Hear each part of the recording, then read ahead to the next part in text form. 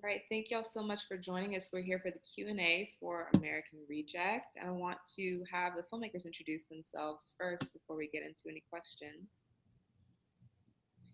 Go ahead, Marlo. Oh, hi, I'm Marlo Hunter. I'm the director of American Reject. And I'm Kathleen Monteleone. I'm the writer and producer, and I play the character of Kay. Awesome. So we're so glad to be able to show this film and have you both here with us. Well, before we, really dive in, I'm curious, how did the story come together, and what made you want to tell it in the way that you did? Yeah. Okay, I'll take this one. I was actually on a reality show similar to what you see in the film about 15 years ago. And it was, at the time those reality shows were in their prime. It was before social media, and American Idol was only in its third season. And so if you got on that show, you really thought, oh my gosh, my life is gonna absolutely change. I gotta take my, phone number off the internet, all that kind of stuff. Well, I made it to the top 4, and then I got rejected, got the boot, as you see on all these shows. And for about 10 years, that kind of what if I would have won, the girl that did win, what her life, I would have that kind of haunted me in a way through my career as an actor and singer. And I didn't actually realize it was kind of chasing me, but I think 10 years later, I kind of thought, there's got to be more to this. So just for myself, for fun, I thought, well, there's a lot of funny things that happen that I get to draw upon because I was in that experience. So I started writing just funny, different little scenes, and thought this could be just a comedy. But as it progressed, and as I started developing it as a film, I realized this was a true story of just my rejection and what maybe mine was on a reality show, but that's something that we all deal with that is actually quite painful and actually can change the trajectory of our life if we let it or not. And so that's really how this story came about. That's great. Yeah, I think, in addition to that, I also see this um, idea of defining and claiming your own legacy, and that's such a small town story that this character was able to, you know, um, reclaim who she is, and being known for more than this one moment in her life that so many people attribute to her. I really enjoyed it. I mean, it's great to have films that are light and entertaining in a time like this.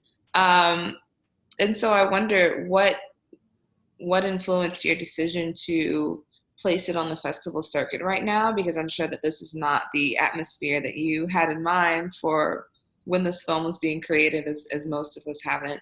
And a lot of filmmakers right now are hesitant to share their work with festivals, or sort of waiting for the moment when the world opens back up, and we can all enjoy these films together. And so, yeah, what did that process look like for the both of you, and what conversations were being had in the room?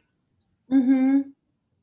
Kathleen, as producer, do you want to start this, and I'll Yeah, get your other hat on, and I'll pick up.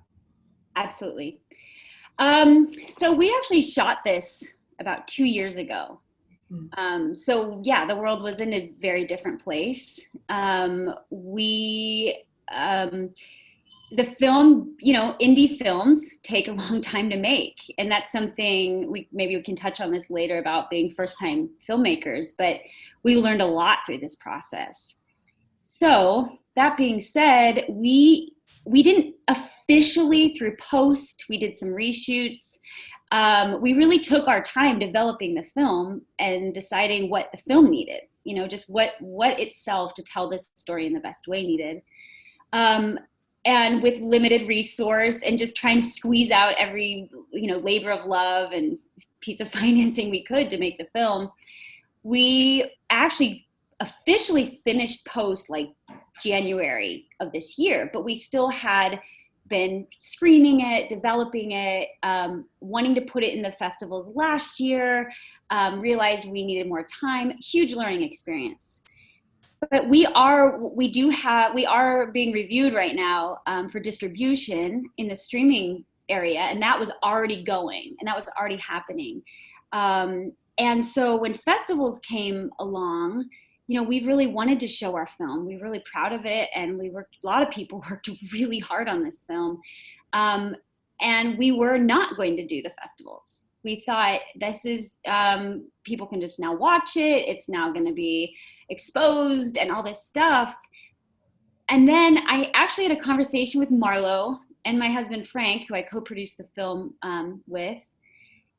And we just realized we were getting in our way. And we know that there's a lot going on in this country right now. There's been a lot going on. And we still felt we needed to do what was right for the film, and that this film could possibly bring joy to people. And if we continue to try to control its outcome, like that's what I was doing. I was trying to control who was going to see it and how they were going to see it. And would they be offended because it's not addressing what people are in pain about right now? But would it actually, entertain people? Would it make people think about their own lives and their own rejection? So we just, like we've done this whole process, tried to trust our gut on what would be best for the film. And we decided to go, no, this is great. We appreciate these festivals acknowledging the film. We are so grateful. It'd be fun to have people see it. It's good for us as a team to finally let people in and not try and control it. And we want to honor the people that worked on this film, which is my segue to the awesome Marlo. So I will add to all of that by saying I think it's an extraordinary time to share this movie in particular. And I really actually, it's funny because like Kathleen said, we had these conversations about the fact that the film is, it has moments of depth, and these characters are very real and they go through real things and real conflicts. But is it part of the pressing national dialogue right now about so many very important topics? No, but how many people right now, not just artists, are in a position, maybe they didn't get kicked off of a reality TV show, but myself included, had to go back to zero, get fired from their jobs, leave their homes, leave their lives, move back in with their families, move back to small towns. I can't even count the number of people right now who are dealing with what Kay is also struggling with, which is this sort of sense of your identity being completely raised. It's like, who are you when you're sort of infantilized again, moving back in with your parents? I love them.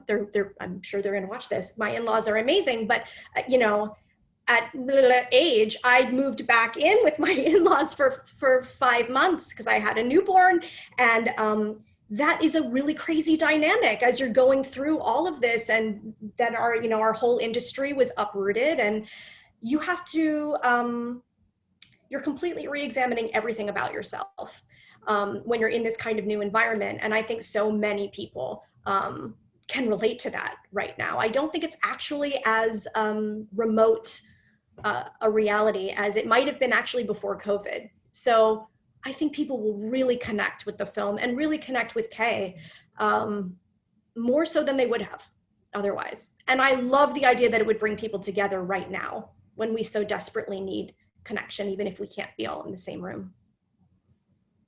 That's such a great point. Yeah, I know so many people that have had to relocate or go back home, and it hits at you in a certain way, and it makes you question, where you are in your life. But yeah, there's a huge resonance there. I'm curious to hear, what were some of your biggest challenges in making the film, or you said you shot it 2 years ago, even in just like its journey up to now, like what's been the most difficult thing about getting it to the screen today? Kathleen, do you want to start? You want me to start? Oh, I have mine. You have yours. The film is very big and very small at the same time, and I think that was sort of interesting for us to tackle, both in the shooting of it and in post-production, in terms of we call it a big little film, because so much of it is very expansive, and yet so much of it is very intimate. Um, Obviously, we shot in 15 days, and that's a breakneck pace. So that was very challenging. We made all of our days, but sorry, I'm just adding that in with original songs and performances and. I mean, so the amount of prep that had to be done, and especially from a team of filmmakers who were first timers, it was. I mean, the whole team was extraordinary in terms of preparation, and getting on the same page. I mean, I can speak to a personal challenge as well, if that's helpful to you. I think the most challenging thing for me as a first-time filmmaker who comes from theater, was reminding myself on set that it was okay to be vulnerable about the things that I didn't know, and to rely on my team, and that it didn't diminish me as an artist not to have all of that information. And it was equally important and equally okay to be confident about the things that I did bring to the table that were in some ways a different skill set, because I come from the theater, and that was also all right. So I'd say that was the biggest challenge for me personally as an artist in this experience. And then, yeah, Kathleen, what were Yeah, I mean, I have to say, mine's very similar. From conception till now, it's the biggest challenge, the umbrella challenge that has caused maybe smaller challenges along the way, is being a first-time filmmaker. But I have to say that's the biggest strength we have as well. It's like we've constantly riding this fine line of being, the people that are ignorant with high hopes, and also, the ones that don't know anything. It's what you know. So it's like the fine line of like being confident that that you're supposed to do this, and that you have the answers. And if you don't have the answers, you'll find the answers. And then you're also like, on the other side, people like, wow, look at them. Isn't that nice of them to do that? So I think that's the biggest challenge from, when I look at the journey of the film, from just writing the film, and how long that took, and how much feedback that took, to getting it actually made. I mean, I know you guys know this as your filmmakers, but to make a movie is an absolute miracle. Yeah. I don't take for granted at all the miraculous move to make this movie.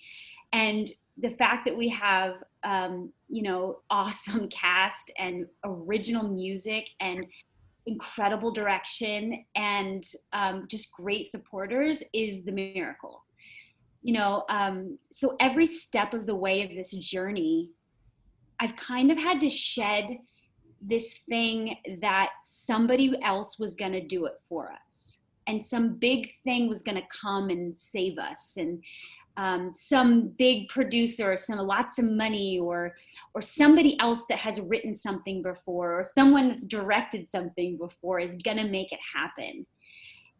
And as cheesy and cliche as this message is, it's the message of the film too. It's how we made the film, is it's actually all in our hand. For a specific example, I was looking for a director. And here I am. I'm an actor. I'm an actor in New York that does musical theater. I mean, that's me. And here I think I have the right to write a script and then try and pitch it, ask people for money, and try and get a director on board. So I started working with working on the script with certain directors that could possibly be a match.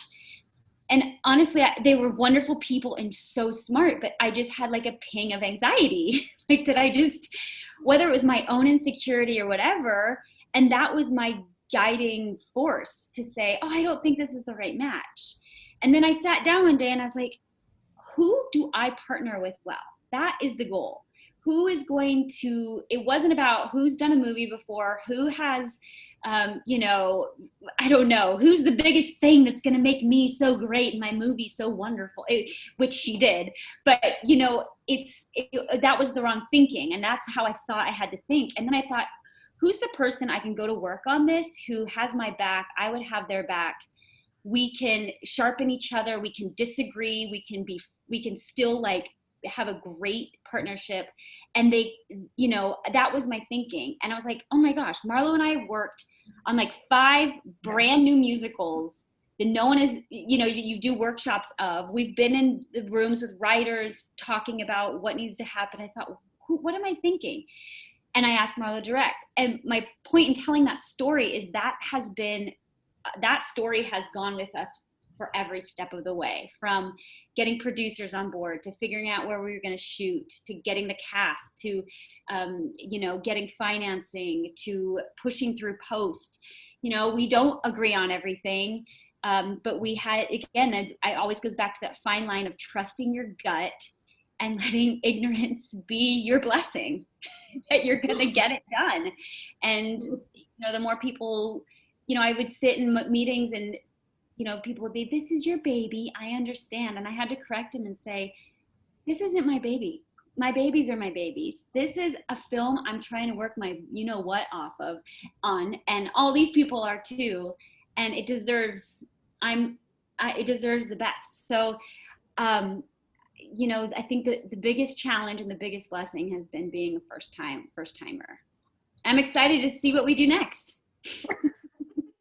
So am I. That's really beautiful. And it's really inspiring for a lot of first-time directors, because it's incredibly hard to get that first film made. And impossible. I mean, the whole thing, I mean, it is always so moving to me when Kathleen tells this story, because I thought I was being punked, you know, when it happened, because people don't give you that kind of opportunity, you know, and I kept saying, you know, I haven't done this before. Just reminding you one more time, right? And she trusted that, you know, I had initially thought I was going to be a filmmaker, and then I got very much pulled into live theater, and it's my heart and soul, and I love it so much.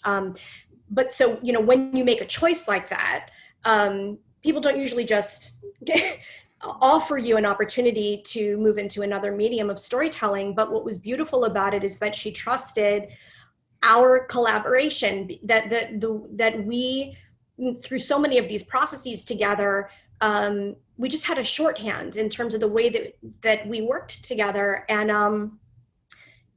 hopefully, I think what she trusted is that I just valued her story and her voice so much. And really knew that ultimately honoring that was the most important thing, no matter what the medium.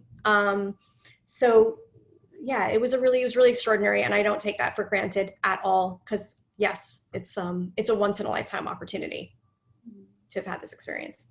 I think your collaboration is going to be really inspiring to a lot of first-time filmmakers and people who are really just trying to get their foot on the ground, foot in the door, you know, as they say. And yeah, it's incredible to see like how this has all transpired into this film, which we really loved here at the Film Society. We're really excited to show. And before we close out this conversation, is there anything else that you wanted to leave with audiences? Anything that you wanted them to walk away with from watching the film? Do you want to speak? I have thoughts. Go ahead. I have one. You go ahead. I think 2 things. One is a little bit more specific to artists in general, but I remember the last day that we were on set, like I get so teary-eyed thinking about this, but we had just wrapped, and I was walking back to wardrobe, and I just had this moment where I looked around and I saw all of these people, just craft services and grips, and I mean, all of these people. And I thought, oh my goodness, every single one of these people is here because Kathleen wrote it down. That's why they're here, because she didn't just take an idea. She didn't just take a painful moment in her life and journal about it and get some therapy, which is also awesome and healthy and important. But she turned it around. She took the power, and she took her massive talent. She wasn't a writer. That's not what she had started by. She is a writer, but that's not, you know, she didn't go get an MFA, and and then, have that degree in hand and take all of the steps, you know, that others might feel you need to be able to achieve something like this. She wrote it down and then she kept at it. And because of that, because she believed in herself and because she actually put pen to paper, all of these people were able to tell the story. And I just think that that's such an extraordinary thing to remember, that we'll never know what your great screenplay or movie is if you never write it. So it's so powerful just to remember that simple fact. And also just, the thing that I feel is the deepest message of the film, is that you can always at any moment take control of your own narrative, the narrative that you star in that you might not have written, and change it. And that's what Kathleen did, and that's what Kay does, and I will ride that ride anytime. So grateful to have been part of it.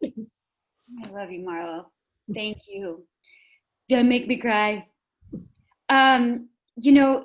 Being that this is, it's kind of what Marlo is saying, but being that this is the New Orleans Film Festival, you probably know this, but we filmed this whole thing in New Orleans. And I just want to honor the people that worked on this film and this town that embraced us and the people that backed us in this town. Trey and Beth Brevant, Susan Brennan, Ann Burr, the Film Society, the whole crew, Kim Bernard, like everybody just, my husband and I had just had our first son and we were coming down here like missionaries, camping out, pretty much knocking on doors to see how to get this film made. We were New Yorkers and my husband's from here, and we thought, we just got in our gut, again, New Orleans, they have a great tax incentive and this is an indie film. We thought we were going to do it for a lot less than we did, but we didn't. Again, first time filmmaker. And honestly, that was the craziest and most wonderful time of our life, knocking on doors, and we're just so grateful. And like Marlo said, when we got on set, and I'm just like looking around at all these people who are, their passion is film and their passion is we had great catering and we just had an incredible crew and wonderful personalities and people that are working long hours and doing grunt work and still like, hey, like, who, what are you? And, I guess I want to be a little, PR agent for what's happening in Louisiana and in New Orleans, that, people would say, oh, didn't the tax incentive, didn't that not happen? And we are constantly like, no, there is a lot going on down here and there's a lot happening and more is happening. So I guess I just want to, say thank you to New Orleans and all the people that worked on this film. And I really, one of my biggest things is that this really benefits the people that worked on the film.